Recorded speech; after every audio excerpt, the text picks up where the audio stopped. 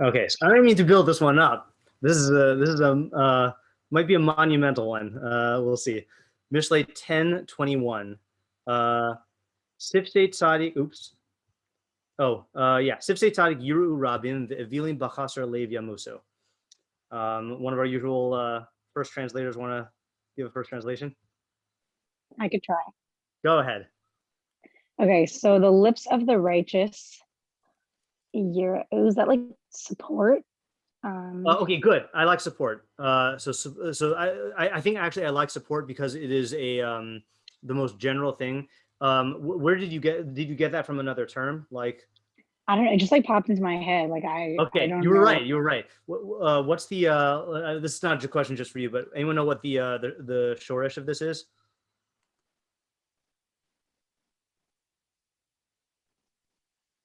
So this is the same shorish as a shepherd, like or pasture. Okay, so mir'eh, and if you look at the Metzudas Tzion, that's what he says. Yiru is milashon mir'eh. It's the language of pasture. Roslomer yachilu. So he says it is actually I'm gonna type this down here. I know you're not finished yet, but so hold on just a second here. Yiru here equals ugly font. Hold on. Yiru here equals literally to provide pasture or to feed. Okay. But I think support is going to actually work out better because it'll allow us to think of it in a more general way. Okay. But just know that it literally means like to feed. Okay. Go ahead. And then like Eveel is like a fool, right? Yeah. Oh, sorry. Rabim is many, right? Oh yeah. Yeah. Yeah. Eveel is a fool. Yeah. So and like fools with a lack of knowledge will die. Yeah. With lack of, okay, so you said lack of knowledge, and that's definitely a possibility. Literally, it's lack of heart, and we could say mind will die. Okay, so the lips of the righteous support many, but Evilim, and I'm going to actually put the Evilim because this is a different kind of fool than a Ksil. Okay, Evilim with lack of heart or mind will die. Okay, so we did the Metzudas Tzion. Saadia Gaon does not do anything radical. Here's what, oh, actually, no, he does do what am I saying? He does do something radical. So, Sarah, you want to try translating Saadia Gaon? I could try. Okay. Yeah, go ahead. Sifte had Tzadik Yanhigu et Harabim. So like the lips of the righteous will guide the masses. Yeah. Vaha Evelim b'chasor datam, and like but the fools with their lack of knowledge, Yamutim will kill them. Vayamutu et Harabim, they will kill the masses. Yeah. Okay. So they will. So hold on a second. The fools with their lack of knowledge, the closer datam yamistum v'yamisu es harabim.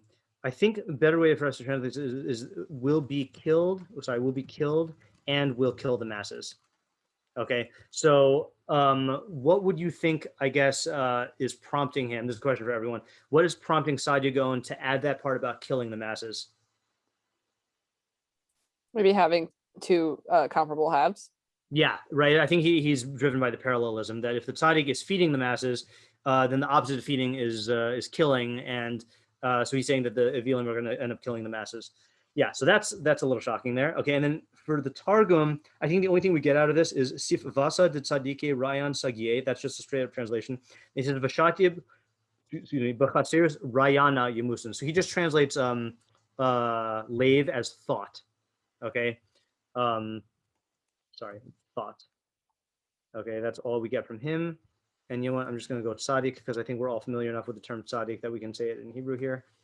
Okay, so that is that. Thought and mind. Say again?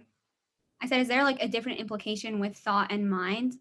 Not necessarily. But in case there is, then I'm putting there. Oh, looks like I didn't look up any of the English ones. All right, well, we don't need them. Actually, or do we need them? You know what? To be responsible, let me just go get them really quickly. We'll do it live. Hold on. Okay, so first thing is if anyone has an art scroll there. I don't know. Actually, I have my art scroll. Hold on.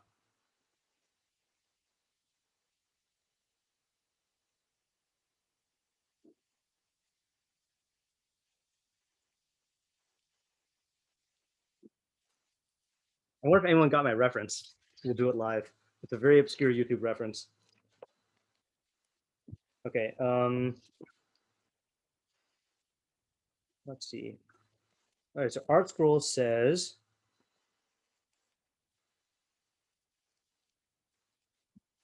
Okay. Art Scroll says.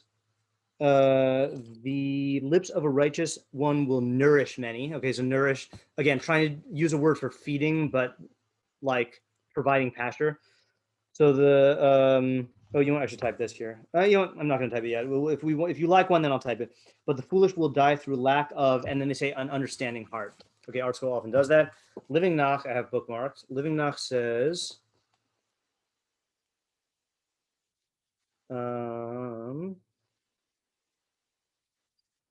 21. The righteous man's lips provide sustenance for many, but fools die for lack of sense. And then Alter says, the righteous man's lips guide the many, but dolts die for lack of sense. Okay, fine. So nothing substantially different, so I'm not going to write any of them. All right, so what are our questions here? Let me get everything on screen. Yeah. I have a question, but I think it might just be on our translation. Sure. We translated the last part, like the second half, as Yeah. like that the lack of lave, whatever, only affects the Eveelim, but are we saying, but is that actually like, okay, like is that saying that only the Eveelim will be impacted by the lack of heart, or like the same people that are being fed by the tzaddikim? Oh, interesting. So What I'm that could be another place where Saadia Gaon gets his thing from, meaning Tamar said that it's to make it parallel, you know, but it might be the same group of masses, meaning it's kind of like a tug of war between the tzaddik trying to feed them and the Eveelim trying to kill them. Okay. Yeah. So for that reason, I think what we'll do is we'll keep the Saadia Gaon up because that is, I think those are two distinct ways to read the pasuk, meaning one in which they're preying on the masses in some way or affecting the masses, the other one in which it's just the only people being affected are them.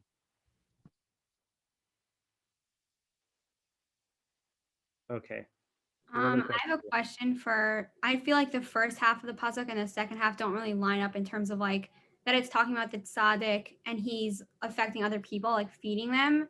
But then with Rasha or Eveel, it says like will die. Like, is that talking about him?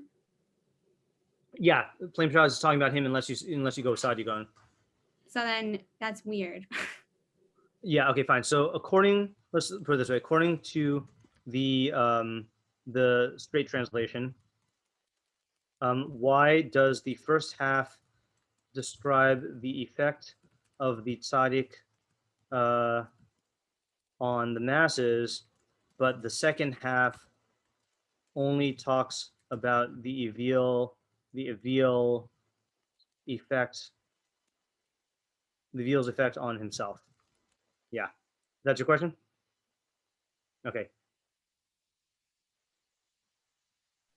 I don't know if this is like what we're going to be focusing on, but yeah, it says like chaser lave as opposed to like just like stupidity. Like it's a lack of knowledge versus like a specific. Do you know what I mean? Like yeah. I don't know. That's something So I let's noticed. say, okay. So what is lack of heart? Okay. So what is chaser lave? Okay, and you're saying it's meaning like what quality would you say would make the Eveel suffer? His evilus, or his his foolishness, you know. But chaser lev is something specific, you know. Hold on, why is this not working? Yeah, fine. So that's the question there. Okay, good. I mean, how? I was gonna say how and in what way will the lips of the tzaddik support or feed the many? Okay, good. In what sense / how will the lips of the tzaddik feed the masses? Yeah, and you can see again, right, from the fact that Saadia Gaon translates it as guide, he's not taking it literally. But you know me, I'm going to take it as literally as possible unless we're forced to take it non-literally. So I'm going to say that he's feeding the masses. And even if it's not, how, like in what way does he guide them? I guess. Yeah, right. And yeah, let's put it that way. And if it's not literal, then what does it mean? Yeah, why do you think, by the way, Saadia would be tempted to not take it literally in this case?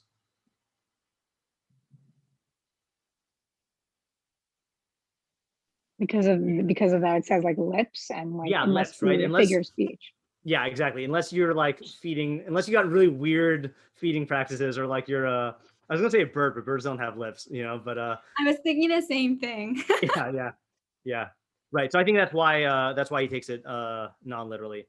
But I think that there still is a way to take it literally, even with lips, and not going with the feeding from your mouth literally.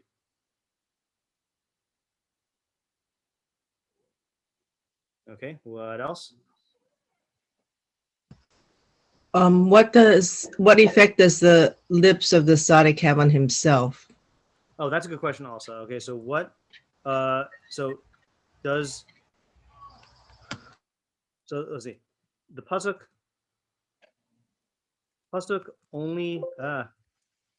only talks about the effects of the tzaddik's lips on others. What effect do they have on himself? Yeah. Also, why is lack of heart like deadly and not just Okay, like good. detrimental? Okay, good. So let me actually first ask the question, what does it mean that the Eveelim will die? Okay, and then how is their lack of heart deadly? I like the way you asked that. Yeah.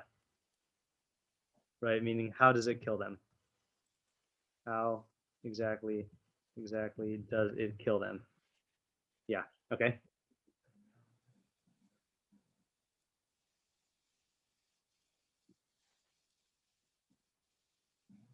I always forget to do this. Save this as translation notes, analysis notes. Okay, yeah.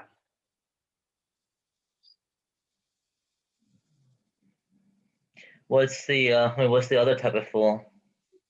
What is the other type of fool? What do you mean? I mean, like it seems to be saying fools with a lack of heart opposed to just fools. Uh-huh. Yeah, I'm trying to figure I out. don't really know if it's a question. I was just No, I'm trying to figure out that maybe we could work that into the question of two, right? In other words, is this a specific type of Eveel? Right? Meaning, are there Eveelim with lack of hearts and Eveelim not with lack of hearts? Yeah. Right, Also, I don't. Yeah. I like. It seems like they both have some sort of position of power, because otherwise, why would they be able to affect people so drastically? Like Right. that's, I don't know, like it doesn't make Yeah. sense that a fool with a lack of heart has so much impact on other people. Yeah. Okay, good. So, yeah. So, we asked about. Oh, we didn't ask a Eveelim. Eveelim.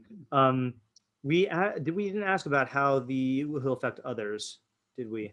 Well, isn't that only according to Saadia Gaon's Yeah, that's translation? only going to Saadia Gaon, right? So I guess we'll put that under this question here, okay? Which is, oh, sorry, no, I guess this is not Saadia Gaon. So you're right, Rivki, but what am I saying? So according to Saadia Gaon, how can the Eveel lack of heart affect the masses, right? Is he really that powerful? Yeah. I mean, and also how is he killing them? Yeah. And how is he killing them? Let's put that on Yeah. here. And according to Saadia Gaon, how is his lack of heart deadly for others? Yeah. Yeah, and also like he's not doing an actual action. Like it's not like he's doing something that would Right. meaning I can understand if like it's deadly for him, but according to Well, Saadia, okay. So that's an interesting thing, because the tzaddik does not seem to be doing any actions, but the Eveelim doesn't even say any cause and effect at all. Like it could be actions, it could be speech, it could be lack of action, right? We're just talking So- about him as a person. Yeah. Yeah. So I'll add that here. And according to Saadia Gaon, how's his lack of heart deadly for others? Is he doing something to kill them? Is it his speech, his inaction? I feel like Like, Doesn't yeah. the bet, doesn't the like the bet though mean like imply that it is the lack of action because it's bechaser lev, like that is a describing thing there? Well, chasar lave doesn't necessarily mean a lack of action, right? It could be that you're acting, but without a lave. Right. But I'm saying like implying that the action there, whatever the action is, would be something lacking. Yeah, right. But I'm saying So that. it's like doing something. It's just something that has to lack. But I'm saying it could equally be not doing something. Like, if you are, let's say you're supposed to feed people and you don't feed them, and then they die. And you're doing it out of smile lack. at that's not something to smile at. Don't worry, no one noticed until you called attention to it. Yeah. Just another question is, normally, I mean, I don't know, but maybe you could tell me, but according to, whenever we have like a fool, it seems like the opposite of a fool is like a chacham. Like, Right. Oh, that's another good point. Yeah. Okay. That's another good question, right? Is that what are the opposites here? Yeah. Usually the opposite of Eveel of, hold on just a second here, of Eveel is a chacham, and the opposite of a tzaddik is a rasha. And by the way, that might be why, not why, but according to Saadia Gaon, it sounds like these Eveelim could be much more described as evil than a normal Eveel, because they're killing people. Like, that's pretty evil. Right, like according to Saadia Gaon? Yeah. And I mean, also, like, I guess a part of that question is what is a tzaddik in this context, and like what is Yes. an Okay. Eveil in this Good. context? Hoping someone would ask that. Okay. What is the definition of tzaddik in this context? And then what is the definition of Eveel in this context? And then I think this is one where we do have to ask what the practical implication or application is, because it's not clear who this is even directed at.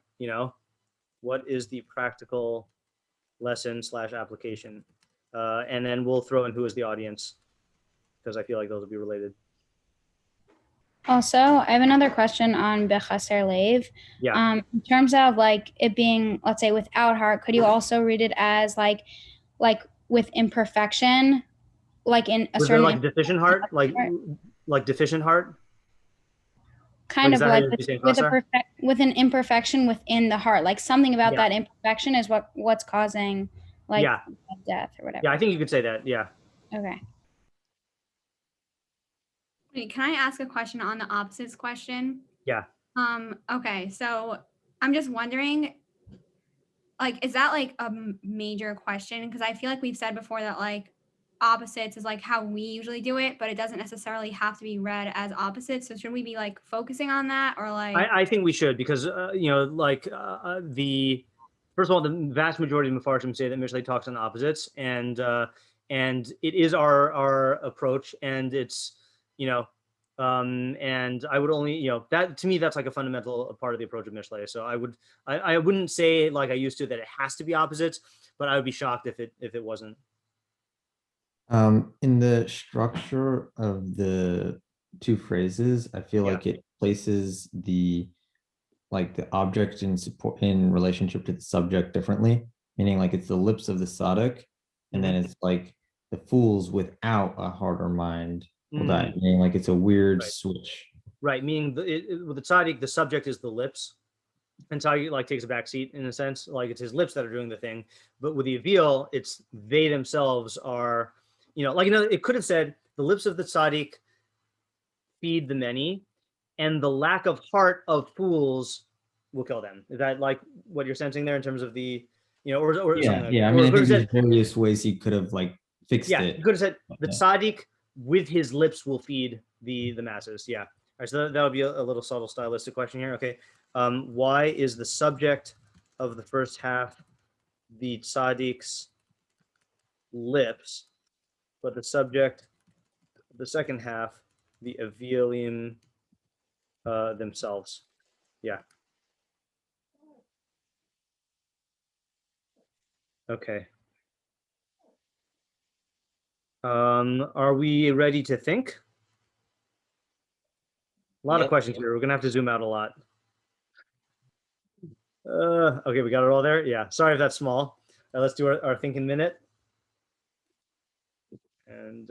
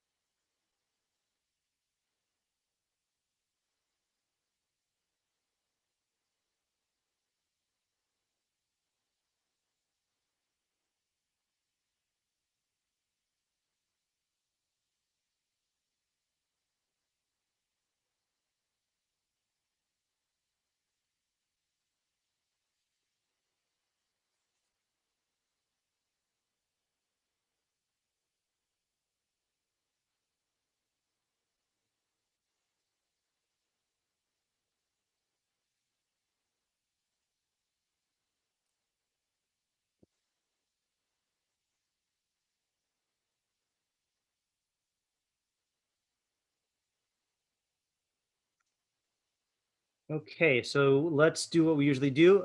Do half-baked ideas and partial answers and intuitions first, and then we'll save the full ideas for later. Who has half answers?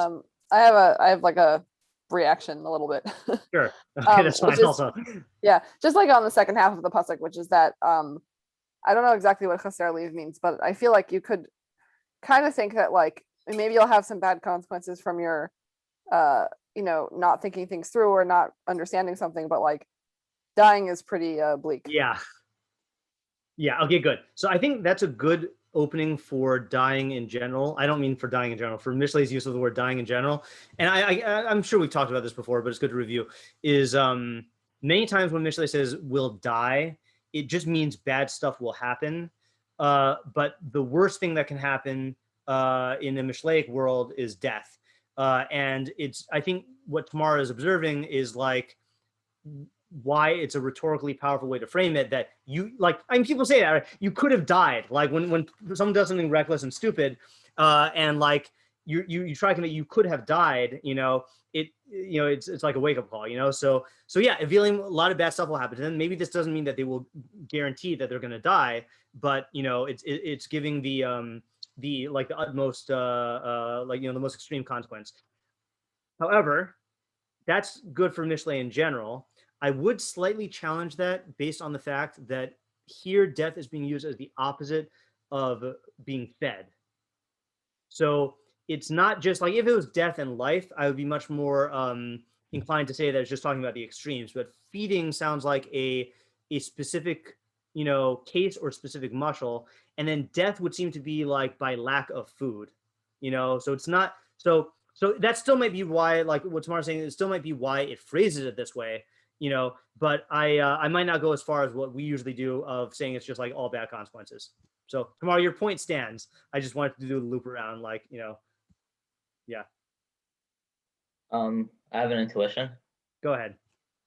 I mean, maybe you could say that the opposite of the tzaddik and the Eveel in this case is that the tzaddik is more looking at the the system of nature or the world on like a societal level, on how he can with his chachman, with his wisdom, he can lead the people to have like an established society which can support each other. Yeah. Versus the Eveel, who lacks that thought or that mindset, it can be completely destructive if he conveys these, if he's not thinking about the society in that sense. It's like the opposite of what the tzaddik is trying to accomplish. Okay, I like that intuition. So let's work with the intuition here. So Ariel is going on the definition of tzaddik that we've talked about before. So tzaddik is someone who is concerned for the system, right? And what that means is it's not that he's not selfish, it's that he realizes that everyone in the system has needs, and the best way for everyone to get their needs taken care of is if the system is provided for. So that the tzaddik is oriented towards the system, but the Eveel is somehow contrary to that. And so we know he's not oriented towards the system, right? But now this is where your other question, or whoever asked this question, comes in. Schiffer asking the question. Well, okay, well, Schiffer asked the first question. How does the lack of heart kill them? And then according to Saadia Gaon, how does his lack of heart kill the people, the other people in the system? But I think that's good intuition, though. Meaning that it's meaning others, like what Ariel's saying is that the Eveel, if we're saying the Eveel is killing other people, it's coming from the quality in him that is the opposite of the tzaddik. Okay, I like that approach because it fits in with Saadia Gaon and really both, because you know the way that the opposite way that it works is that the masses just follow. They see somebody not keeping the system, and then everybody doesn't keep the system. So the Eveel harms himself because he's not following the system. As it has a different harm that I'm not mentioning, but right, you know, also has a secondary harm that, yeah, I think like Robert Moskowitz covered that a lot. But yeah, like can we come up with an? We collectively come up with an example for this? Let's think of an example. I think that would help us flesh out the idea. If we have an example of one system in which this is how the tzaddik would interact, and that would be feeding the masses, you know, like that would, we would find out what that is, and then the Eveel not thinking of the system would result in their own death and the other people's death. Think of an example.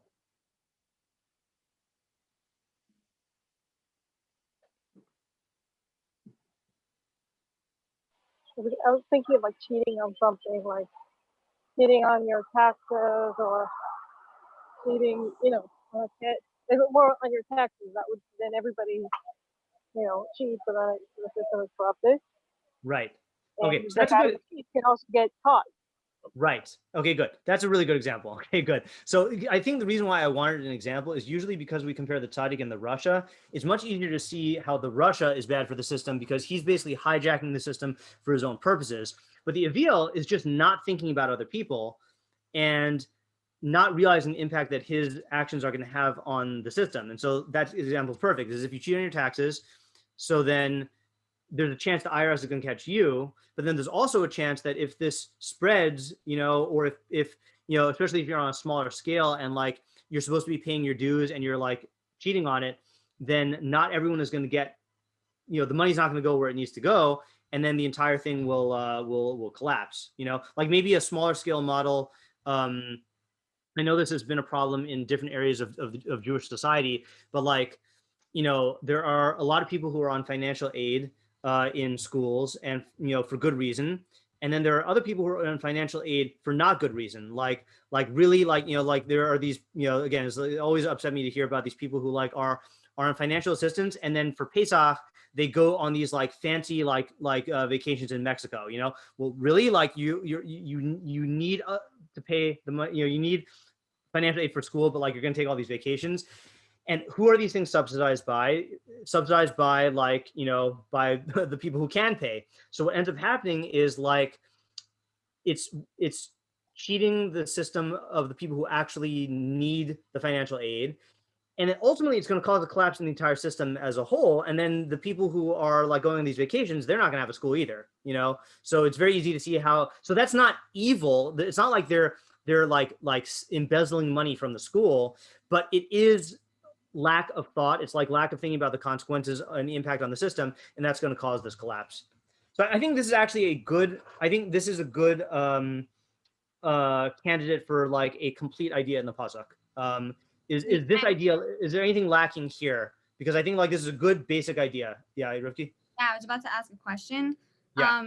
So does it specifically have to be systemic thought? Like, I know that that's how we like always use the tzaddik, but I was just thinking, because I was looking at the second half of the pasuk, and it specifically says like lack of heart, like thought, mind, whatever. Yeah. So should we be inferring that, like for the first half for the tzaddik, that it's not only is it he supporting like the many, but he's doing that like through like thought. Okay, Meaning, yeah. So okay, good. That's a good point. I'll tell you what we were missing now that I realize it is we were not taking into account the lips, right? And I think that actually points to a direct approach for you. So you want to say, Rivki, how like the tzaddik would be doing this through thought, and tie it in with the lips thing? I can And- try. I don't know. I Yeah, go didn't get ahead. far. I think that it would make sense to say that like it wouldn't make sense to talk about the holistic, like systematic view, because if he's thinking about everyone around him and about his own speech as well, then even if he's just thinking about his own speech, even if he's not thinking systematically, he would still be having a positive effect on others, and he would therefore be supporting them because through that thinking. Yeah. Okay, good. Meaning, if you think about how the tzaddik is going to affect people, the main way he's going to be able to affect and help the most people is through his speech, right? And through like again, whether you take it like Saadia Gaon does of like guiding people, like actually like presumably like advising them or like instructing them or helping them with their decisions, or if you take it in some literal way of feeding, which we're going to explore later on. So speech is going to be the maximum way, and the speech is coming from the fact that he thinks like a tzaddik. He thinks systemically, you know, and so that's why he's catering to the masses. He cares about everybody, and like he's putting his thought to the best use. And then the Eveelim are just not helping themselves, not helping the system, and the whole thing is going to collapse. Can I say something? Yeah. Okay, so I actually like the idea, like the direction we were going with that, but I have like a separate idea, like that I've like half-baked idea that I was thinking about. For a new direction? I guess a little bit, yeah. So Okay, should I hold off? Yeah, hold off for just 1 second. I just want to see it because I feel like this is the final idea now. So anyone, if anyone has anything to say, to add or to question, then I'd like to like put a bow on this. That's the expression, right? Put a bow on it. Yeah. I have a question. Yeah. I mean, isn't this any fool? Yeah, so I think that that you could say that this is any fool, because remember the Eveelim is also the most, to my mind, Eveelim is the most generic of the Mishleic fools. Like for example, like in the this is foreshadowing in the pasuk, let me just get it up here on the old Torah. Oh, let me tell you, let me say an Al Torah anecdote, which I told my Mishlei shiur this morning. So, like, you know, Rabbi Novetsky, who heads up Al Torah, he told me that, like, if you have any requests or wish list items, then just like tell him. So, like this morning, I was looking for a Hakdama. I was looking for the Malbim's Hakdama to Yeshayahu, and it wasn't on Al Torah, and it wasn't on Sfaria. And I just emailed him, and like an hour later, he's like, okay, it's up now. Like, you know, so like they he really wants you know, feedback on everything, and like it's crazy how much he wants feedback and how much he like, you know, like immediately implemented. So just, you know, had to have a plug there for Alator. All right, so let me just go here to respond to Ariel's thing, but let me show you the pasuk. So again, this is like what I call the first pasuk in Mishlei, and I don't remember if we've talked about this in our shiur before, but here. 1:7, because the first 6 are like saying what the book is about. So 1:7 says, Yiras Hashem rishis da'as, chachma umusar evilim bazu. Fear of Hashem is the beginning of knowledge. Evilim despise wisdom and discipline. And here it's not just, I mean, you can say it's specifically Evilim, but I think it's all fools despise wisdom and discipline. But you see, it's using the Evilim as the you know, the catch-all, like the generic term. So so Ariel, to answer your question, I think this could just be this could be talking about all fools. But I think the Chiddush is like even an Eveel who's not necessarily like malicious. He's not like a Russia. He's not like a Lates. He's not like a Ksil who's like going around like harming people. It's like just your garden variety Mishleic fool, you know. And even he can cause like this death. No, I think you're right. I mean, the way Rav Saadia Gaon, you know, formulates this, the sentence, it's like the fools with their lack of knowledge, you know, versus our pasuk where it says, but an Eveel with lack of heart. Right. It's a little different. Yeah, that's true. That's true. Yeah. Can I ask a clarification question? Sure. I think I might be missing something. I'm just a little bit confused. How is this like a new idea? I feel like this is just the definition of a tzaddik. Yeah, I think the new idea here is, so, okay, the way we have it right now, okay, this is a good question to push the idea. Okay, so the way we're learning it now, I don't see any new idea in the first half, but what I do see is an idea in the second half, which is it's showing that the Eveel can be the opposite of the tzaddik. Okay, meaning that I think we usually think of the opposite of the tzaddik as the Rasha, and someone who's like dead set on abusing the system, you know. but the impact that an Eveel can have on the system is through his ignorance or through his foolishness, can be just as bad, you know. And I think to me that is a chiddush, because I think we don't, like, again, and maybe again you see this from Saadia Gaon, that like he can kill the masses. Like a good example of this really is anti-vaxxers, you know, is like there are the evil anti-vaxxers, you know, but most anti-vaxxers are not evil. They're just fools, you know. Yet their lack of their lack of knowledge can result in actual like literal deaths for lots and lots of people, you know. And so I think the chiddush, according to the way we're doing it, Mayan, is like that the impact of the Eveel can be as disastrous as the impact of the Russia. Wait, can I add a small maybe comment to it? I don't know. Yeah, sure. So with that in mind, of like what you just said about the second part, I feel like the first part, like the fact that it doesn't say like, let's say like life or something like that, like to signify all good things, like, yeah, like it's a support. It's something that like will lead you there. But like, I feel like in some ways it's like, don't get the misconception that like, even if you follow like the tzaddik, then not everything's always going to be perfectly happy-go-lucky like this, Right. that like, you're on a much better track, but like you're doomed if you follow like that's also okay. So that's a good explanation for the parallel there, right? Meaning like if you're following the side, you get your pasture, you know, you get your you're munching on the grass there, but yeah, with the fools you're dead. Yeah.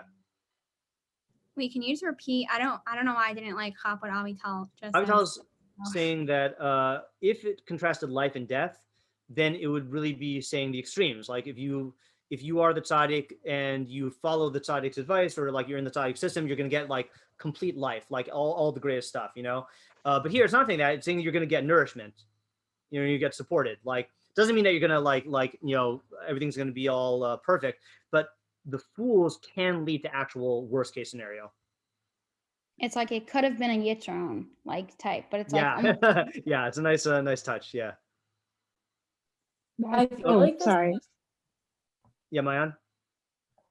I should say I feel like this pasuk is giving more insight into like Mishlei methodology and like the whole like spectrum of where people like can be whatever, rather than like a practical idea. Oh yes, that's the one question we didn't answer. Right. Okay, good. Yeah. So first of all, I just want to point out, when you said Mishlei methodology, it turned out that Ariel's question was the key question with the opposites, right? Like that's really where the whole idea came from, you know.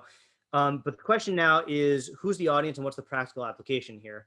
So I think there is one clear practical application, which is that someone mentioned earlier, like this rationalization of if you are engaging in foolish behavior, thinking like, oh, like I'm only harming myself, you know, like, no, like you are part of a society, you're part of a system, and your actions can be like as disastrous as a Russia's actions, you know. And so I think that is a practical insight. So according to this, I don't think the person who's a full-fledged Eveel would actually be affected by this, but for people like us who do have a lack of heart in certain circumstances and act like an Eveel, then I think it's it's relevant for us. Can I say what I was thinking before, because it is kind of practical? Sure. Go ahead. Okay, so I don't know, like this whole time I'm looking at it, I'm looking at the second half and thinking, I know that we keep saying it's about like a fool hurting other people, but in this pasuk, it seems to be just like their own demise, like they will die, right? Yeah. So I was just to pause for a second, I was bothered by the same thing. I love this idea we're doing, but like Saadia Gaon has to like add a phrase that's not stated in the pasuk, and that bothers me also. Yeah. Right, so that's why I'm trying to think of it like without that. So I'm also just like trying to read it in a different voice, like. So let's say, you know, like the lips of a tzaddik will support the many, right? Yeah. But the fools who like, and I'm thinking of chaser not as a lack, but as a removal, like chaser minus. If they like, they have a choice to listen to the sifsei tzaddik and be carried like everyone else, but they're not, and that removal and that lack is causing them to die. So I just think if you don't listen to the words of the wise, maybe you'll die. Okay. Yeah. So I also am taking that approach for my idea. Let's develop that approach together, and then I'll share the approach I'm taking. So let me just articulate the shift that we're doing now. Okay, so now what we're doing is we're saying forget about other people dying. Okay, that was Saadia Gaon's idea. Let's take the pasuk at face value, or let's take it the words that it actually says. The Eveelim themselves will die. So now what's the idea? Okay, and I think the way Sarah said it is a good setup. Okay, meaning like, yeah, you got all these people who are. Oh, so actually, let me set it up even more. Okay, the lips of the tzaddik will support the many. Okay, but the Eveel, which we're inferring is not among the many, right? Because otherwise he'd be supported by it, or like, sorry, he's included in the many, but he's not being supported by the tzaddik, or he's not listening to the tzaddik. He will die himself with the chasar leiv. So what idea is this saying then?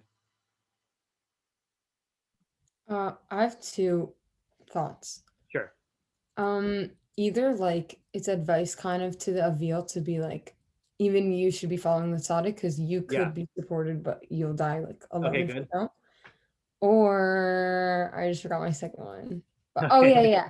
Or like if the Avail's in like a position of power where he's like leading people and like whatever, like not that he'll die, but like he'll be kind of like found out, or like the position will be lost or like abused. It's like his personal downfall, I guess, is kind of what I mean. So let me see if I can get this correct. So the first way you're saying it is the Eveel is kind of in this crowd that could, be supported by the tzaddik, but he's not, and he's dying. And basically saying, no, you'd be better off. Like you should, like take advantage of the stuff that the tzaddik is offering. Okay. The other way you're saying it is that the Eveel is in a position similar to where the tzaddik would be. That the tzaddik is helping all these people, but the Eveel, something will die if he doesn't do something in that position. But that's like the direction you're taking? Yeah. Okay, yeah. Okay, good. I want to explore the first position more because it's just closer to what Sarah was saying and closer to the way I was taking it. Yeah, anyone want to add to that or develop that? Because like we're on the cusp of my idea here. Can you just restate what has just been said? Yeah. Tzaddik is, so the first half is the same as we had before. The tzaddik is supporting people, whether through his advice or through his, food, providing food. And the Eveel could be partaking of that, but he's not. Right. And as a result of that, he's going to die. And the question now is, what is that teaching us, So I'm not sure how close it is to the idea I'm developing, meaning it fits so far, but okay, sure, go ahead. You can say your idea, and then we could always get two ideas. Okay. So I guess I was taking this to be a pasuk about influencers and influencees. Yeah. And I actually see 4 people here, and there's like kind of like a matrix. So there's a tzaddik and a rasha, and a fool and a chacham. Okay. And so it's basically describing all the tzaddik and the rasha are like the influencers, and the fool and the chacham are like the influencees, and like we're one of those influencees. And so basically it's kind of like I don't know what those decision box matrices are where you have like 4 options, but like if it's the lips of a rasha instead of the lips of a tzaddik, like either way, whether you're a chacham or a fool, that's a bad situation, and you're not going to be getting support, or it could end in death. But like either way, that's bad. If it's the lips of a tzaddik and you're a fool, you're still not going to be getting the benefit that you need, meaning you're still not going to be taking advantage of the positive influence of tzaddik. The only way left of those 4 boxes to like succeed is to find to go to the right influences and then not to be a fool yourself. Okay. That's very good. Should we make it? Hold on. Oh yeah. Yeah. All right. So we have here, in case people aren't as visual as Zach and I are. So we have the tzaddik and the does it really matter which as long as we have all 4, then we're good, right? Yeah, although I can't, if you're doing something visual. Oh, sorry. Yeah. I guess it's not sharing the new window. Yeah, hold on. Let me just stop share and then share a new one. We can't all just visualize whatever. Yeah. Okay, so let me just make this bigger. Hold on. What's going on here? Hold on. Okay, so Chacham Eveel. Sorry, Eveel. Okay, right. So if you have a Russia and an Eveel, right? So these guys are the influencers. These guys are the influencees, right? So with the Russia and the Eveel, bad all around, right? Either like dying / starving, right? I mean, either dying like actively getting killed or starving. Okay, fine. And then with the, what was the next one you said? Well, if we go with the Russia and the Chacham, then you're just absorbing, bad stuff or yeah. So still will be harmed, right? Not through fault of his own, right? But the Chacham will be harmed, right? So yeah, yeah. And then the Eveel and the Tzaddik. So this is where he's not able to get the sustenance that the tzaddik is offering. Yeah. And like it's not enough just to be around a tzaddik. If you're a fool, you're not going to get what's needed. Yeah. Okay. And then the chacham and the tzaddik is gonna get all good, right? Yeah. Yeah. Wait, So like why? I mean, it's not the opposite of a chacham in Russia though. I'm sorry. By the Russia, the Russia and the chacham, yeah. I was saying, why are we saying about the chacham and the Russia? He'll still be harmed, but the Eveel and the tzaddik, he won't be. He just won't get the sustenance. Why not just say he'll get the sustenance, but like he's still lacking in something? Which one are we talking about right now? The why will the chacham still be harmed? I think it was Ari was asking. Well, because the Russia is not giving sustenance. So you might be the chacham might be absorbing. He might be like trying to he might be successfully being influenced, but he's now being influenced by harmful words and ideas and whatnot. But how would the chacham? But I mean, the chacham is a chacham. Like, why would he ever, fall under Russia's wing? I mean, I think there were a lot of chachamim in Nazi Germany. Yeah, we're not talking about a tzaddik, right? A chacham just means a person who's, trying to learn and. So hold on a second. I was answering that in a different framework. Meaning, Zach, you're still going with the idea that the Russia is trying to I forgot about your influencer thing. I was talking about the Russia actually harming people. But so now let me make sure I understand the question. Ariel saying that if the Russia is an evil influencer, why would someone who's a chacham fall prey to that? Is that what you were saying, Ariel? Yeah, it's funny enough. Yes, but when you answered it before, I was Moscow, but now I'm reverting back to my original question. So yes. Yeah. No, but it is. I mean, sorry, I interrupted your answer, Zach. What were you answering? I just want to make sure I understood the question. Yeah, I don't know if I was just thinking this through. It wasn't I was just analyzing that box again and just saying I'd say from the pasuk is addressing us and we're choosing on a scale between chacham and Avail, we're on that spectrum. Yeah. And even if you're a chacham, if you're gonna attach yourself to a Russia and you think I'll manage, I'll be able to just take the good things, and it's basically a bad idea. That's a bad recipe. Right. And to say that just because you're smart you won't do that, that's not true. Smart people do that all the time. Right. Right. And you got to remember also that with a Russia, the Rishonim are not stupid. They're very, very good at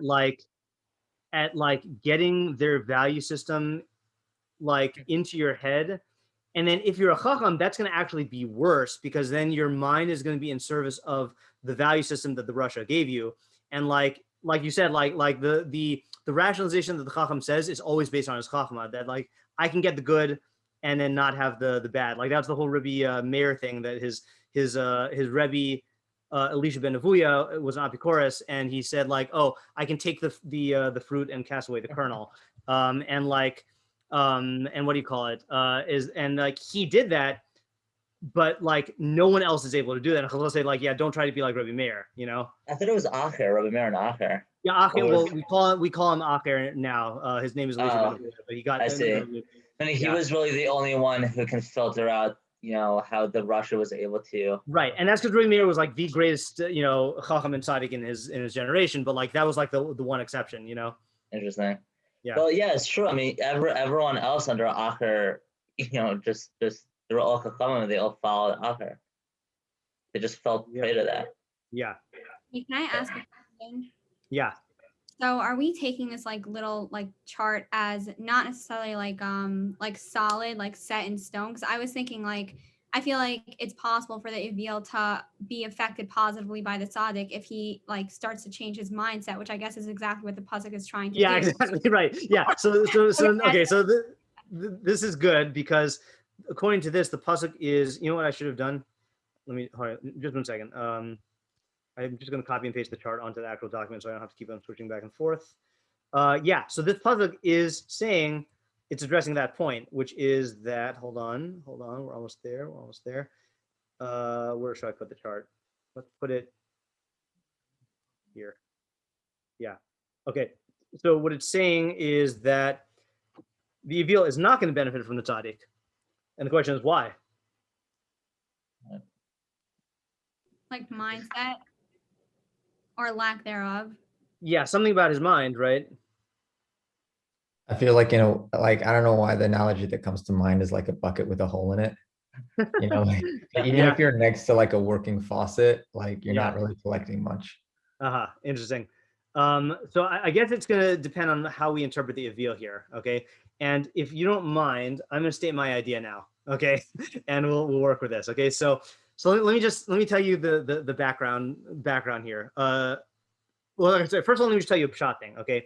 I want to take this literally, that the tzaddik is literally feeding the masses, and he's doing it through his lips because that's how you coordinate distribution of resources. Okay, so I'm not learning it as giving advice. Okay, I'm learning it as that the tzaddik is like arranging for goods to be distributed to the masses. Whether, I mean, it doesn't have to be food, but it's like, it's distribution of goods.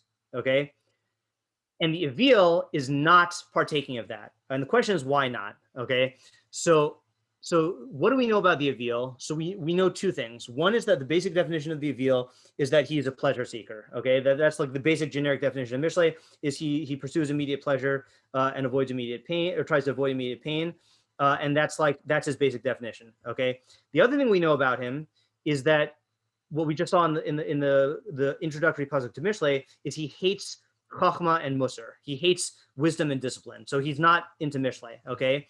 So the question is like this: given those two definitions, if the tzaddik is distributing free food, let's say, okay, what would you expect the Eveel to do?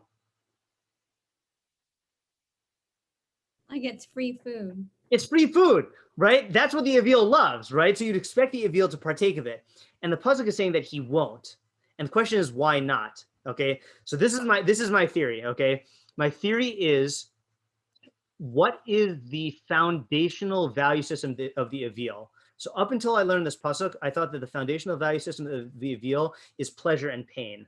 Okay, but this pasuk is making me wonder, maybe it is ego, and I'll tell you why. Okay, and let me just explain what I mean by that. Okay, let me just explain that question here. Okay, is why does the Eveel avoid pain? Okay, now you'd be inclined to say because it's painful, right? But there are two reasons why you avoid pain. One is the fact that it is painful, but the other is the fact that whenever you are pained, it reminds you that you are subject to reality. It reminds you that you are subject to something that is outside of yourself, and that's the real thing that you don't like. Okay, it's not the pain; it's the fact that that there's a reality that I'm subordinate to. Okay, and similarly with pleasure, only not as great. With pleasure, yeah, everyone loves pleasure, but it's the fact that that reality is catering to me and serve in service of me. Okay, so that's what I was wondering about. Like, what's the underlying thing? Like again, maybe it helps to think of a specific. Can I just say that the way you just described pain and pleasure was really cool, and I really like that idea. Okay, good. Yeah, and hopefully then that means you'll like the pasuk, because that's I think where we're going. So again, let's say like you get you get stung by a bee, so it hurts, but what really hurts? Is it the pain, or is it the fact that this happened to me? I can't believe this happened to me. Like, this stuff is not supposed to happen to me, and I should be impervious to this. I should be able to control it.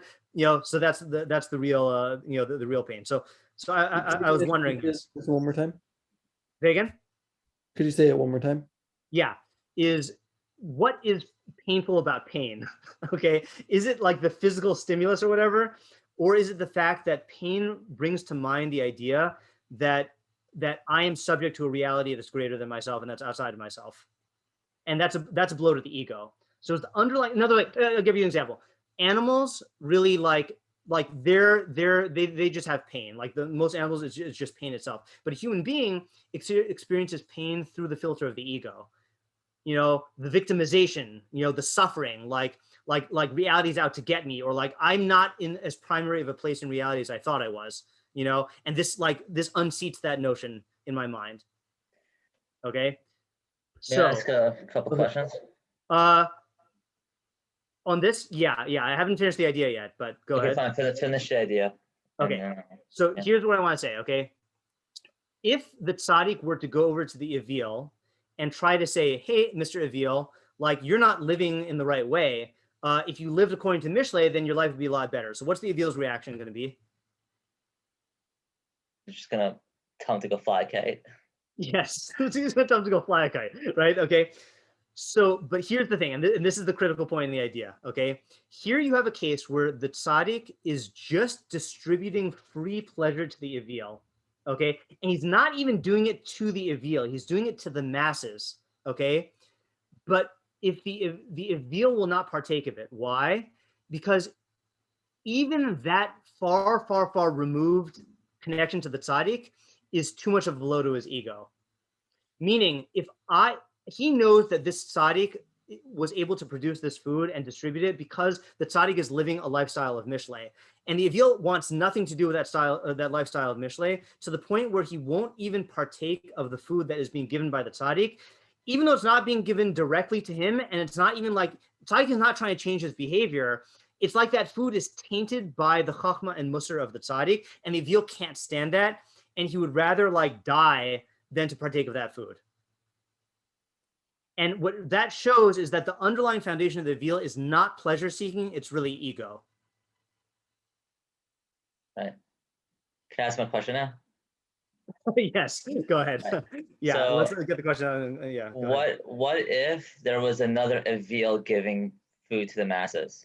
Then he'd be totally fine with it, and it might even be a kiyum. He might even like it. It's the fact that this is coming from someone who represents this lifestyle that I want nothing to do with, But you mentioned earlier that the meaning the pain that he's feeling is the ego in terms of him being subject to reality, right?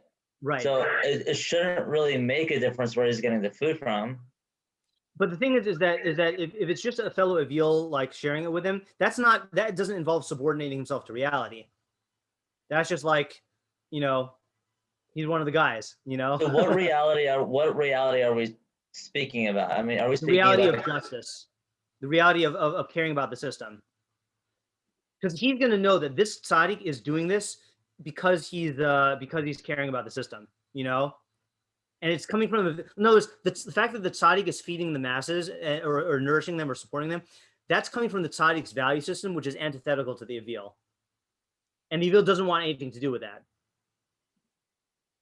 Like, I'll give you an example of this, okay? And keeping in line with our theme from our Mishlei Shabbaton of like revelations about what was going on behind the scenes in high school. So there were times when we knew that a certain student needed to hear something because it would be good for them. But if they perceived that it was coming from anything religious, or if they perceive that it was coming from anything in the administration, then they'd be totally closed off to it because of the ego, So like in those cases, we would find other ways to convey that advice or present that option to the student that bypass their resistances, So for example, sometimes it would be like through me because I didn't awaken the same resistances. Sometimes it would be through like Maura Schulman, who was like, for those who weren't in Shalhavet, like this very, very nice person who everyone loved, and like it didn't feel like she was like she was very good at like just talking from her heart, and it wouldn't feel like a thing that was was like being presented as like hitting you over the head with like something, you know. So like that's really what's going on with the Eveel, is like he feels that that this food is tainted by the value system that opposes his existence. His existence is an existence that resists Chachma and Musar, and he knows that the tzaddik is represents that, and like he can't even bear himself to to partake of that. You know, that's too much. Right. And he's even willing to give up pleasure for it. That's the thing. He's even willing to give up pleasure for it, and that's, again, to me, that's the shocking thing. You know, rather than admit he's wrong. Rather than give 1 inch to Shlomo HaMelech and say like, yeah, Shlomo, you've got something going here, you know, like maybe you're right, like yeah, to validate it, exactly, yeah, because acknowledging that the tzaddik is able to do so much good that he himself can benefit from is like validating the tzaddik's lifestyle and invalidating his lifestyle. And how would it kill the masses? I'm not learning that it's killing the masses. We're going on the straight shot of the pasuk, yeah.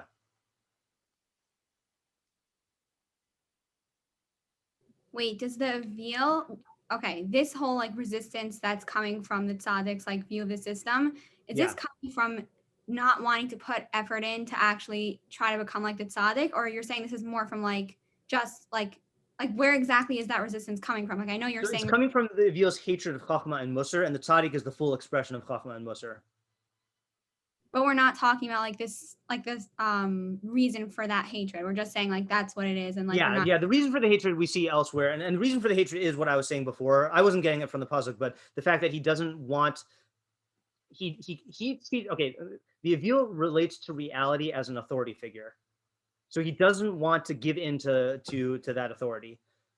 In the Chacham relates to reality as reality, like it's laws of nature, its consequences, like, you know, like it's nothing personal, you know, but the Eveel relates to it as reality. So anyone who like any advice that he gets or whatever is going to be like someone telling him what to do, and he can't tolerate that, which is why he hates Chachma and Musar. Wait, so Reminds me a little bit. No, I was just gonna say, what exactly is the like difference between this, like the Eveel, like this revelation, and I think it's like an amazing, like I'm glad I came. It's good. What's the difference between this mindset and then like Mishlei in general in terms of like the seal not recognizing reality? I feel like that's so, in general. Let me. I took notes on this. Let me just read my notes. These are not complete notes. Oh, by the way, this pasuk I prepared with one time chavrusa. So the partial credit for this goes to Zev Granick, because we worked on this during Pesach. And partial blame goes to if the idea doesn't work out. So this is the notes I took right after that chavrusa. This is not comprehensible, or this is not might not make grammatical sense. So maybe, but this will clarify maybe. So I call this the foundational egotism of the pleasure-seeking fool. We might assume that in the scenario described here, where the tzaddik is arranging food to be provided for the masses, the Eveel and Mishleic fool, characterized by his overriding drive for immediate pleasure, would eagerly partake. And yet he resists simply because his ego will not allow him to give in to the implicit critique of his own lifestyle. Now I break it down here. So great is his egotistical stubbornness that he will consider this food to be tainted, even though A, the tzaddik didn't interact with the Eveel in any direct manner, except insofar as he interacted with the masses. Again, just think about that. The tzaddik is not even going up to the Eveel and saying, here's a sandwich. The tzaddik is just providing stuff and is not even like noticing the Eveel, okay? B, nor was his provision of food an intrinsic act of righteousness, but only from his lips. In other words, it'd be one thing if the Eveel resisted a handout from the tzaddik, like tzedakah, you know, but this is just the tzaddik coordinating the distribution of goods. So it's like even more removed. C, nor does the actual food come from the tzaddik's resources, but he was only involved in the distribution of it through speech. Okay, meaning it's not like the tzaddik is giving up his own hard-earned money that he earned through righteousness, you know. And D, even though the Eveel will suffer, meaning he will die without food, meaning he's willing to like really suffer from this. And now this is going to answer your question, Rifki, I think. From here we see that the Eveel's pursuit of pleasure is built upon a foundational egotism similar to that of the Ksil, differentiated by the latter's, see, this is not grammatically correct, the latter's addiction to pleasure-seeking behavior. Okay, so that's one difference between the Ksil and the Eveel, which we're also working on in my Mishlei here in the mornings, is that the Ksil is a pleasure, I don't know how to describe it because we're still working on it, but the Ksil is pleasure addict. is a pleasure addict, but in a different way than the Eveel. The Ksiel is addicted to particular forms of pleasure. Particular averos is how the Rabbeinu Yonah says it. The Eveel is just like immediate pleasure is mine, you know? And it's also different than that of the Russia, differentiated by the latter's proactive drive to actualize his egotism by subverting the system. The Russia wants to completely supplant the system and build a new one with him at the top, despite the fact that he's far less consistent in his value system. Oh, this was another insight. Sorry if this is incomprehensible. This is my notes. Is that the Russia and the Ksiel are both consistent in the sense that the Ksiel is always going to just remain addicted to his sources of pleasure, and the Russia is always going to be committed to his drive for power. The Eveel is like caught in this balance between, or in this conflict between seeking pleasure, but then also not wanting pleasure that like is associated with Musar and Chachma. So like he's not even consistent. Like at least be a consistent. If you were really a good fool, you would take the free sandwiches that the tzaddik arranged for. You know. I feel like that's like the most frustrating level to be on. Because then like right. You're like in your foolishness, like you're not even like getting the benefits of being a fool. Exactly. It's an extremely conflicting lifestyle. You know, causes a lot of pain.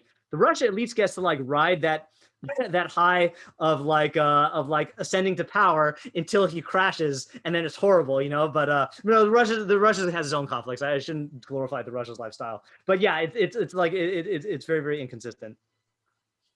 It just like struck me that, about like how the Eveel is acting. That he's like I'm not gonna do this because like I don't want to like be involved in this lifestyle. And like the tzaddik is like isn't like relating to him at all. He's just he's just like another person and he like almost like couldn't care less whether this guy like gets food or not. Other than the fact that that the tzaddik cares about the good of the system. He's just this guy's just like another face to him, and like and he's got this whole like thing about what's going on, and like it's just not like based on anything. Okay, good. So actually that reminds me of another point here. Okay, so how would we answer the question, who's the audience of this pasuk according to this idea? I would think the fool. Okay, so one possibility is it's the fool. And what is this pasuk like?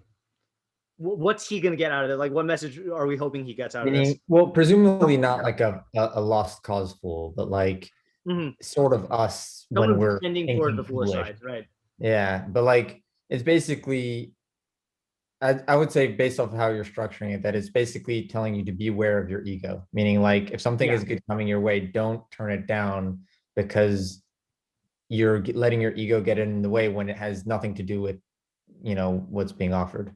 And it's going against your value system. Like be a pleasure seeker, for crying out loud. Like you're getting free pleasure, you know. So like don't let your ego get in the way of that, you know. And that sounds like funny advice, but like that, if he did let his ego get the best of him, then he's really hopeless. Then he's just gonna die, you know.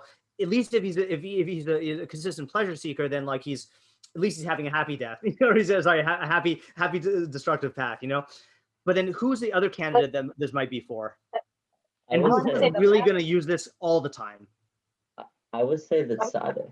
The tzaddik, right? So what advice is the tzaddik? What is the tzaddik going to get out of this? Well, it's good for the tzaddik because if he knows that there are Eveelim out there who, you know, is going to tell him to go fly a kite, you know, he's going to most probably orchestrate a situation where he'll make it happen. Bingo, exactly, right? Is that the tzaddik genuinely wants to help everybody, and he certainly wants to, maybe he especially wants to help the Eveel, because the Eveel is like really doomed, you know, otherwise. So if the tzaddik, you know, realizes this point, he'll be able to find ways to get the sandwich to the Eveel, not without the Eveel realizing that it's coming from him, you know. Meaning, like, if the Eveel is really in danger of dying, then you know, or something like that, then he'll find a way to like to get it to him. And so this is advice for the tzaddik in being a tzaddik in terms of like being an effective tzaddik, you know. Can I give a little scenario that? Sure. Yeah. Examples would be good here. Yeah. So my niece yesterday, she was supposed to have soup with like vegetables and a matzo ball, but she didn't. This is gonna be an want any, adorable like, example, I can tell. Yeah, go ahead. And so my sister said, okay, so 3 carrots with your matzo balls and soup because you're 3 years old. She said, no, I'm not going to eat any vegetables. And you know what? I'm not going to eat anything at all. I'm going to go to bed now. So she marches upstairs to bed. It's like 15 minutes later after I come up, I read her a story. She said, I'm hungry. I didn't eat any dinner. Anyway, we brought her up an egg and she was okay. But okay, that's good. Yeah. she like just messed herself over. Like that's funny. Yeah. That's like a literal scenario, right? Yeah, that's funny. Literal sustenance, yeah. That's really funny. It's like a little funny because I feel like you're like indirectly calling Kira an Eveel, like just a little bit. Look, I mean, Rivki, in all fairness, like all little kids are Eveeling, you know? Yeah. No, but that's willpower also on her part for a 3-year-old. Yeah, to resist the food. Yeah. What was I gonna say? Oh, I just want to also just show where we got the idea from. Okay, which I don't mean this. There's no shade here at the Metzudas David, but we got it from not accepting the Metzudas David. Okay, so let me show you what the Metzudas David says. So he says, I'm sharing the right screen. Wait, am I sharing the right screen? Hold on. Metzudas David says, Yuru Rabim. So he nourishes or supports many. Rabim ochlim mipri sfasav. Many eat from the fruits of his lips. He yore lahem haderech asher yelchu ba latov lahem. He will instruct them in the path that they should follow for their own good. Okay, so he's learning this as a metaphor, not literally feeding them, but for instructing them. Okay, and then he says the Evilim. He says aval ha'evilim asher lo shamu elav. The Evilim who do not listen to him, to the tzaddik, yamusu ba'avor chesron libam. They will die due to their deficient minds. Shlo bachnu devara, because they don't like examine his words. So we read this and we were like, obviously the Eveel is not going to listen to the tzaddik. Like, why would we think that? You know, like that's not a chiddush. We know that the Eveel is doesn't listen to the tzaddik and is not interested in Musar and stuff like that. So that's what we said. Well, maybe we can take this literally and say, if he's literally feeding the Evilim, then would they still not partake of it? And then that's what led us to this idea. And I just wanted to just draw out a methodology point here because we're almost at our official schedule ending time.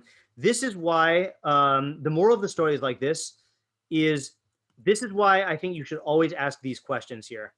Okay, these questions of the definition of tzaddik in this context and the definition of Eveel in this context, because again, I've thought of the Eveel in the same way, pretty much like the same basic definition for a long time. But because we ask this question every time, it opened up our mind to maybe our understanding of the Eveel is different. And maybe pleasure seeking is not the foundation. Maybe pleasure seeking can be overridden by a more fundamental consideration. And then that's where we got the idea from. I have a question on like the ego thing. Sure. So you said the Eveel doesn't like do this because of his ego. I don't know if this is the same thing as that or not what I'm about to say, but like, can you say that once he admits that the tzaddik is right in a certain sense, then like he kind of has to reevaluate his whole lifestyle? Like he kind of is in conflict about it and he knows that he's not really living a productive life. So like once he goes with this, then it's kind of like toppling down his whole lifestyle. Exactly. Yeah. That is included. That's what I meant by ego in this pasuk, is that it's the partaking of any beneficial result of the tzaddik's lifestyle is an implicit critique on his own lifestyle. That's how he takes it. And he can't take it. Yeah. Yeah. That was a good clarification though, Ayala. You know, it's a cognitive dissonance motivation. Yeah, it's cognitive dissonance, exactly. Yeah, he can't tolerate that. And again, like, and that's the shocking thing, is I would have thought that if there's cognitive dissonance, pleasure would win out, but ego wins out. So what do we do? Like, I'm trying to think, how can I do this? You know what I mean? You mean you as the Eveel or you as the tzaddik? I guess, I mean, I would what do you assume mean? the tzaddik, hopefully, like, how can I practically use this, basically, is what I'm asking.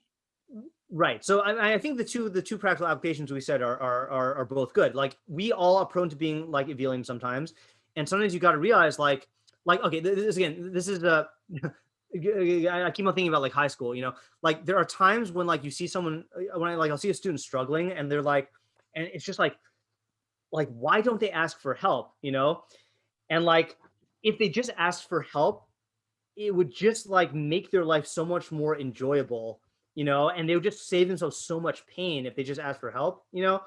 But like whatever it is, like they can't bring themselves to do that. So if you find yourself in that situation where like you know, you're being an Eveel and stubbornly denying yourself of pleasure because of some ego thing that you don't want to like give into a certain value system or certain authority or so, you know, that's just being an Eveel, and like you really are missing out on pleasure, and you're causing yourself to die, like you're causing yourself harm, you know, like not literal death, but like you're setting yourself up for a disaster, you know. Wow, yeah, that's really you know, good. so like that's one thing. And look, I can think of examples where this leads to literal death, and we can't see into the psyche of anyone, but let's say like you know, okay, he can take it. I'm gonna pick on Steve Jobs. Okay, so as we know, Steve Jobs had cancer, and we also knew that he was this guy who his whole life was into like natural remedies, you know, and he wanted to do stuff like I think I don't know if this was in, I think it was in his second bout of cancer, that like he needed to get actual treatment from Western medicine, and like he wanted to do it through like a fruit cleanse or something like that, you know. And who knows if he had actually like sought medical help earlier, maybe we could not to be selfish about this, maybe he could have invented like more stuff that we all benefit from, you know. But for him, he could have like lived a lot more, you know. So why, again, this is the part I don't see inside his head, but like why wouldn't he go to the Western doctor, you know? I wouldn't be surprised if there's some sort of stubbornness that like maybe I have to accept that a fruit cleanse is not going to cure my cancer, and like going to a doctor is just too much for his ego to take. Like it would involve admitting that like my whole paradigm of medicine is wrong, and like I'm acknowledging defeat, you know. So like, you know, it could be literally deadly, you know. So that's like one example of that. And then Sarah, the other way I would say this is like, you know, like in Avital's example, or like in my example, you know, you are in a position to say that you're a teacher, you know, you're a teacher of kids who are, who probably there are some Avelim in the bunch, you know, and like, you have to be able to sense when they are going to like put up a wall because their ego can't handle you helping them, or like providing for them. And you have to find sneaky ways to be able to, you know, to do this. And like, again, like taking a classic example, like there are certain people whose pride gets in the way of letting them take tzedakah. And that's why one of the highest levels of tzedakah is like you find anonymous ways to do it that don't bring up their shame, you know.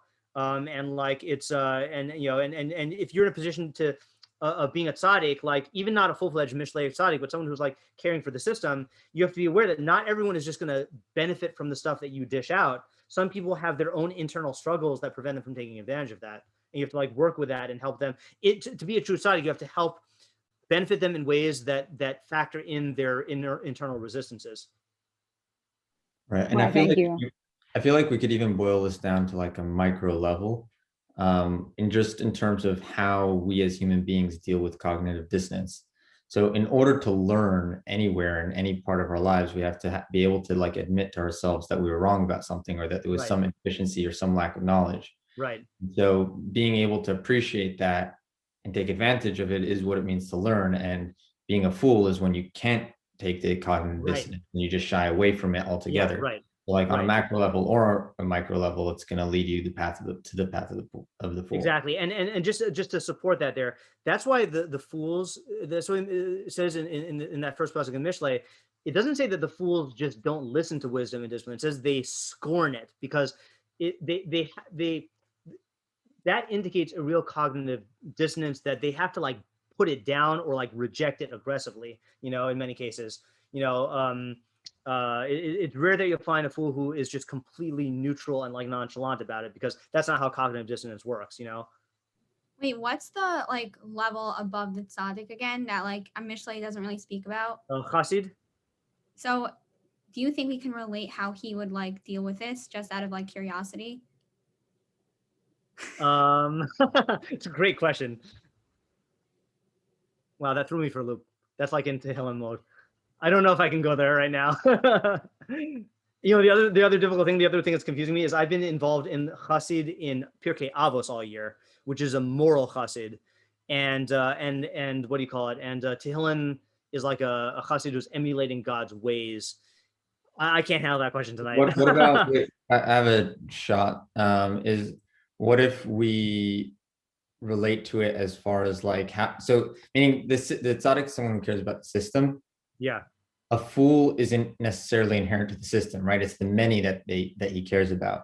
Right. So this secondary advice for like how to go past just like helping people and like actually help the fool and like how to like disguise advice, you know, that might be more the realm of the chassid than the tzaddik. And the tzaddik is just someone who's helping the people who he can easily okay, read. I hear that, right? Meaning the chassid is gonna is gonna go beyond beyond that. He's not just gonna feed the many, he's gonna feed the many, and then he's also gonna feed the fools. Like as a particular, the fool as a particular almost. Right. Not just the fool as a member of the masses. No, I think I understand what you're saying. Hold on, I guess we'll find out. But isn't this pasuk exactly like to make that happen? Like for the tzaddik? Like isn't that for the tzaddik, but not necessarily for the chassid. The chassid might need something else. That's what I'm saying. Yeah. Yeah, we're not getting the chassid from our pasuk. Yeah. All right, let's officially end here. We can have the after party then, but I think this is good. We got two main ideas. Again, just a quick refresher. The first idea we had is that it has to do with the fool killing other people in the system, and the main idea there is that the Eveel is the opposite of a tzaddik in the sense that his actions can be detrimental to the entire system. And so you shouldn't think that just because I'm an Eveel and not a Russia, then I'm not harming things. And then this idea is the notion that the foundation of the Eveel's pleasure seeking is ego, so much so that he won't be willing to partake of benefits orchestrated by the tzaddik in a removed way because his ego can't take that because it's like an implicit critique on his lifestyle. Okay, so thanks for coming, and we'll switch into after party mode and discuss this however long we want. I have a question. Yeah. I don't know if you already said this, but do you know what Saadia Gaon says on this pasuk? I looked it up, and it's actually going to be amusing. So Saadia Gaon does this sometimes. Let me actually just share it on the screen here. I'm not saying amusing in a bad way, but like you'll see why I'm amused. Hold on. Saadia Gaon. And just to clarify while I'm doing this, what Rifki means, because some people might be thinking, oh, didn't we just look at Saadia Gaon? So Saadia Gaon has a translation and has a commentary. So we typically use the translation, but his commentary will say other things. So here comes the amusing part. And this is like, it's amusing because this is very typical of Saadia Gaon. Watch this. So here's his commentary. 21. To Gaon, for example, Mashi Adata, that which you know, Mihanhagas Moshe, Aaron, Ushmul, V'Davi, V'Yehonasan Kohen Gadol, V'Shimon ben Shetach, V'Kiyot Behem L'Toel Ha'uma. So yeah, you guys know, it's just like Moshe, Aaron, Shmuel, Davi, all this stuff. And it says, Uvehevek, and the opposite of this, Ze Yashmiduhu Havilim, is the Eveelim will destroy. Gaon Yeravam, V'Achaz, V'Yehoyakim, V'Tzidkiah, V'Zulasam. So the music thing is like, he gives all these examples and he's like, oh yeah, you guys know what I'm talking about. And it's like, all he has to do is like, tell us the examples, you know? But what we really have to do is like, I don't know about you, but I don't know Tanakh as well as like he thinks I do. So we really have to like see this play out in all of the examples there, you know, and then derive the idea from that. Wait, so he doesn't directly address the whole thing because he literally added words like about like the masses. Yeah, and it's obvious why he added words from David and Moshe and Aaron and Shimon ben Shetach and Okay.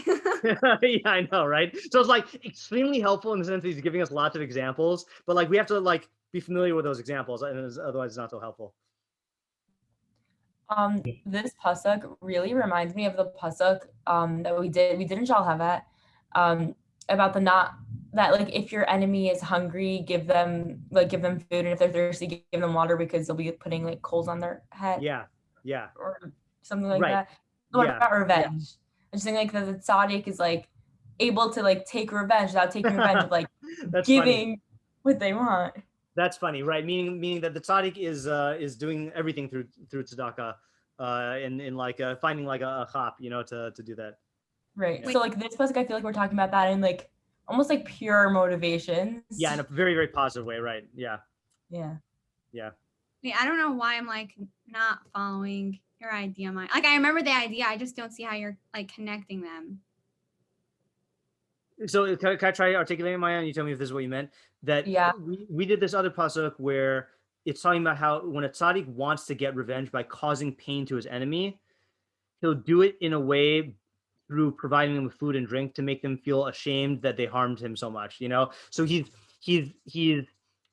trying to target this enemy, but he's doing tzedakah for it. So, so like he's harnessing tzedakah for a selfish motive, but he's actually doing tzedakah. Here, it's like, it's the opposite in the sense that it's tzedakah for the purest motive in a way where like even this, I mean, I lost it also. I feel like it's like in this one, it's saying like warning against the Eveels, like don't let your ego get in the way because like and don't deny the free food type thing. And the other pasuk is like, hey tzaddikim, like if you need to get revenge, do it this way because the Eveel's gonna be too, I don't know English, whatever, ego full.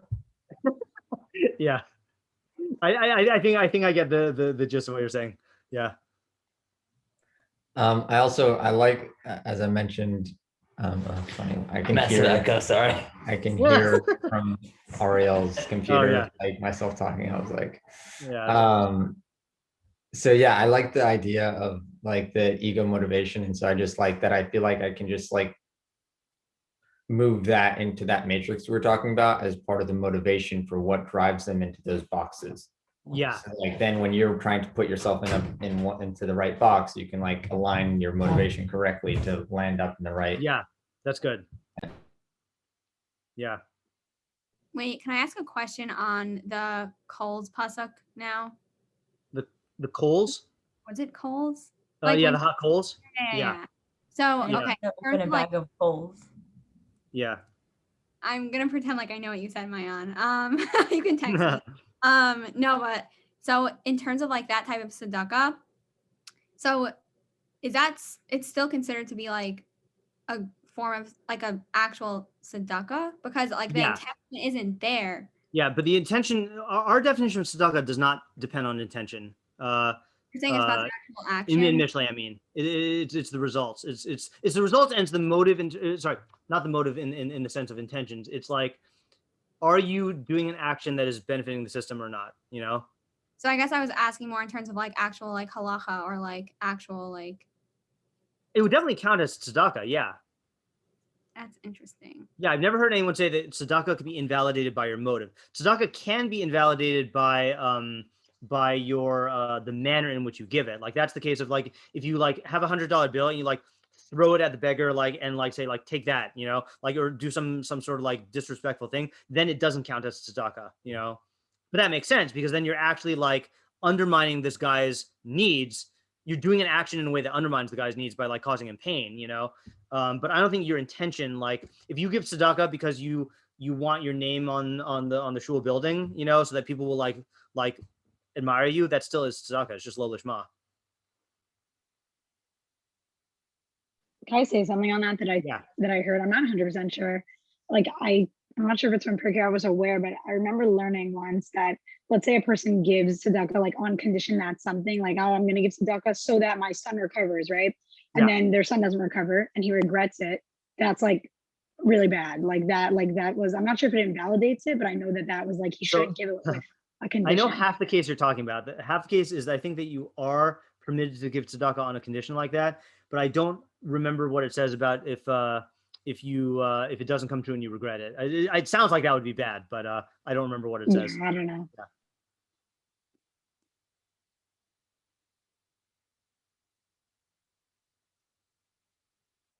So